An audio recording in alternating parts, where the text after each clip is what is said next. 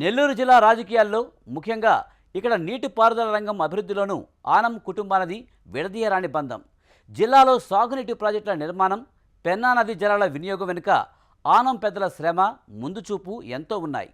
అయితే మారుతున్న రాజకీయ పరిణామాల నేపథ్యంలో తాము జిల్లాకు చేసిన సేవలను, నీటిపారుదల రంగానికి అందించిన సహకారాన్ని సీనియర్ నాయకులు ఆనం రామనారాయణ రెడ్డి స్వయంగా గుర్తు చేయవలసిన పరిస్థితి రావడం గమనార్హం.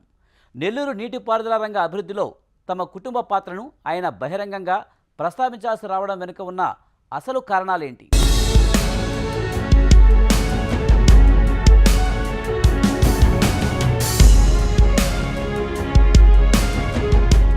ఆనం కుటుంబం తెలుగు రాష్ట్రాల్లో రాజకీయ వటవృక్షం.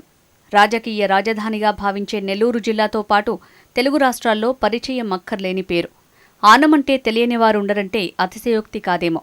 సుదీర్ఘ రాజకీయ చరిత్ర కలిగిన ఆనం కుటుంబంలో ఇప్పుడు ఆరోతరంగా ఏపీ దేవాదాయ ధర్మాదాయ శాఖ మంత్రి ఆనం రామనారాయణ రెడ్డి తమ ప్రస్థానాన్ని కొనసాగిస్తున్నారు.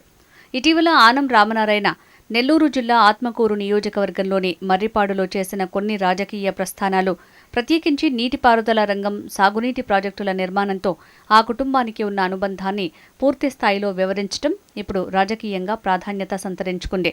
గతం, వర్తమాన, భవిష్యత్తు రాజకీయాల్లో ఆనం చేసిన వ్యాఖ్యానాలు జిల్లా రాజకీయాల్లో తీవ్ర చర్చకు దారితీశాయి.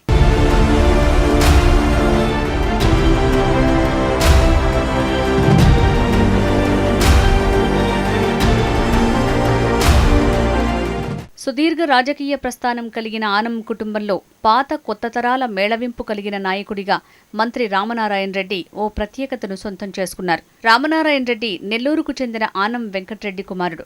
ఇతని సోదరుడు ఆనం వివేకానందరెడ్డి కూడా రాజకీయ నాయకుడే. 1983లో టీడీపీ ఆవిర్భావం అనంతరం యువకుడిగా రాజకీయ రంగ ప్రవేశం చేసిన రామనారాయణ రెడ్డి 1983లో నెల్లూరు నుంచి తొలిసారి ఎమ్మెల్యేగా గెలిచారు. ఆపై కాంగ్రెస్, వైసీపీలో ఎమ్మెల్యేగా, మంత్రిగా కూడా బాధ్యతలు చేపట్టారు.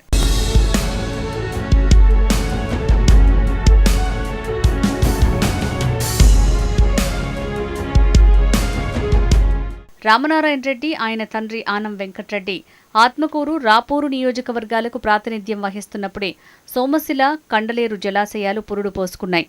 మైనర్ ఇరిగేషన్లోని అనేక చెరువులు, మధ్యతరహా నీటిపారుదల రంగంలోని కనుపూరు కాలువ,